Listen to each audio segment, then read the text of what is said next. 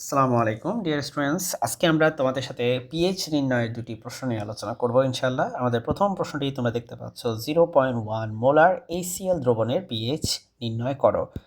এর থেকে সহজ প্রশ্ন মনে হয় না আর আছে। পিএইচ নির্ণয় করার জন্য যে ফর্মুলা সেটা হচ্ছে minus log of concentration of H plus আয়নের কনসেন্ট্রেশন কত। এখানে তোমাকে দিয়ে দিছে সেটা হচ্ছে 0.1 molar. So just simply 0.1 molar বসাবা এবং তুমি জাস্ট অ্যান্সারটা পেয়ে যাবা ক্যালকুলেটর ইউজ করে। সেটা হচ্ছে 1। এটা হচ্ছে আমাদের প্রথম যে প্রশ্ন, সেটার অ্যান্সার। এবার আমরা সেকেন্ড যে প্রশ্নটা সেটাতে যাব। সেটা হচ্ছে একটু জাস্ট একটু ঘুরিয়ে দিছি, আর কিছু না।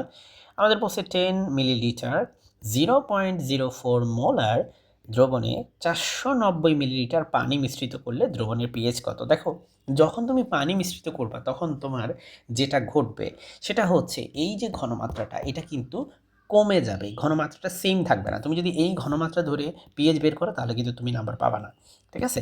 সো তোমার ঘনমাত্রা কমে যাবে। Okay fine. সো কী করা যায়, যেহেতু পানি যোগ করব, আমরা এখানে লিখি পানি যোগ করলে ঘনমাত্রা কমে যায়। যোগ করলে ঘনমাত্রা ঘনমাত্রা কমে যায়। আর সেটা কিভাবে বের করতে হয়, সেটা বের করার জন্য আমাদের একটা ফর্মুলা আছে। সেটা হচ্ছে আমাদের আগে ঘনমাত্রা কত, পরে ঘনমাত্রা কত। সেজন্য আমরা যেটা করবো, আমরা V1 S1 equal to V2 S2 এই ফর্মুলা ইউজ করব। সো দেখো, এখানে V1 মানে হচ্ছে মূলত আয়তনকে বোঝাচ্ছে। সো আয়তন হচ্ছে এখানে 10 মিলিলিটার। আমি 10 মিলিলিটার এখানে বসাচ্ছি, 10 মিলিলিটার। আর আমার হচ্ছে S1 হচ্ছে এই যে 0.04 মোলার। এরপরে আমার V2 কত, V2 হচ্ছে 490 মিলিলিটার আমাকে পানি যোগ করতে বলছে। সো আমার দেখো এখন কিন্তু আয়তন বেড়ে যাবে। আগে ছিল 10 মোলার, সরি মিলিলিটার, এখন সাথে 490 যোগ হয়েছে।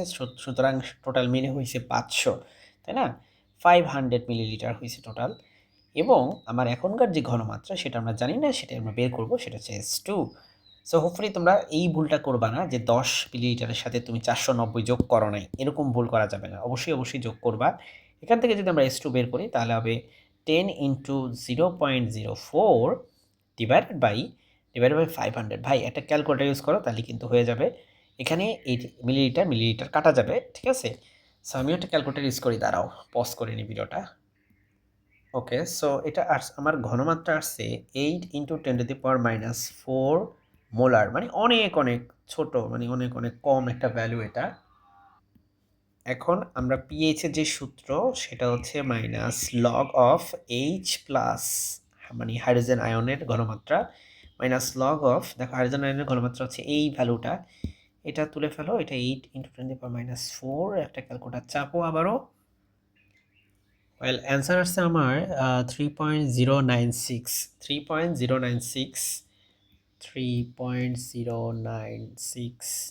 এটাকে আমরা অ্যাপ্রক্সিমেটলি লিখতে পারি 3.10।